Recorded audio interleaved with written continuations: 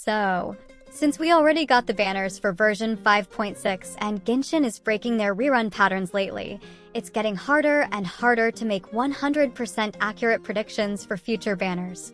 But even with that said, we can still make some pretty solid guesses based on what we've seen so far, what characters are overdue for a rerun, and who fits best into upcoming themes or events. So in this video, we're going to look at the full banner roadmap from version 5.6 to version 5.8 and break down what we can expect, who's likely to show up, and why your primo gems might already be in danger. Let's jump in.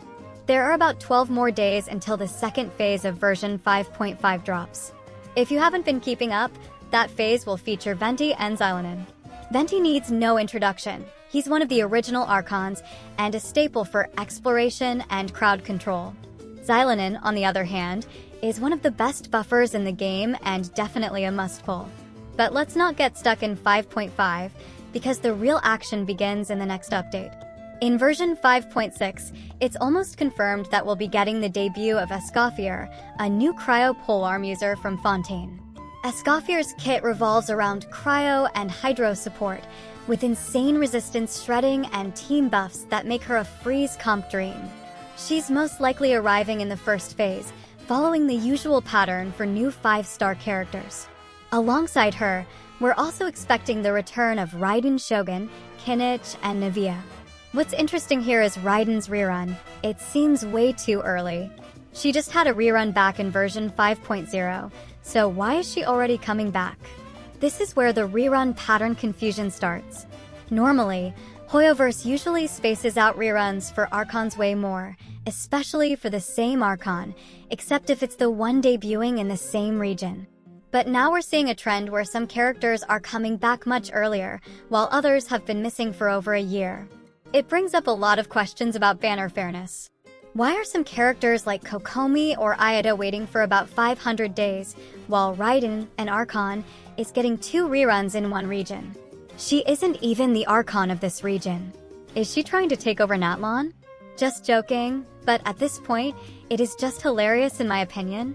These are things players are definitely noticing, and it makes planning a lot harder.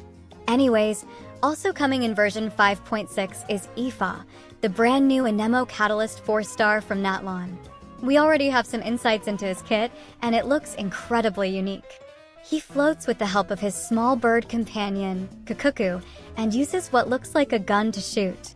He feels more like a main DPS rather than a support, which is pretty rare for 4-star Anemo characters. It's safe to say he'll be included in Escoffier's banner during the first phase. As for the 4-star reruns, Layla is expected to make a return. She's one of the strongest cryo shielders in the game, very useful for freeze, melt, and mono cryo teams. We'll also likely see Lynette again. The exact phases are still unconfirmed, but these are the most talked about 4 stars for this patch. Now, moving into version 5.7, things start to get even more interesting. This is the version where Skirk is finally expected to make her debut. She's been teased in the lore for a long time and has become one of the most anticipated characters in Genshin history.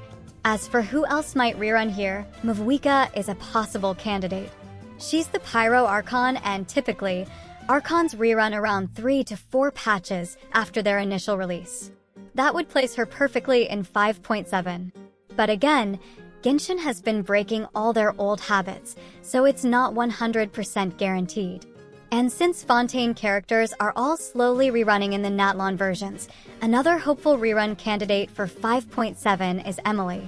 She has a great synergy with Dendro and Burning teams, and many players feel like she didn't get enough attention during her first banner. Bringing her back now would give people another chance to pick her up and build more creative teams, especially with characters like Kinich who scale well with Burning. Kokomi is also a big question mark.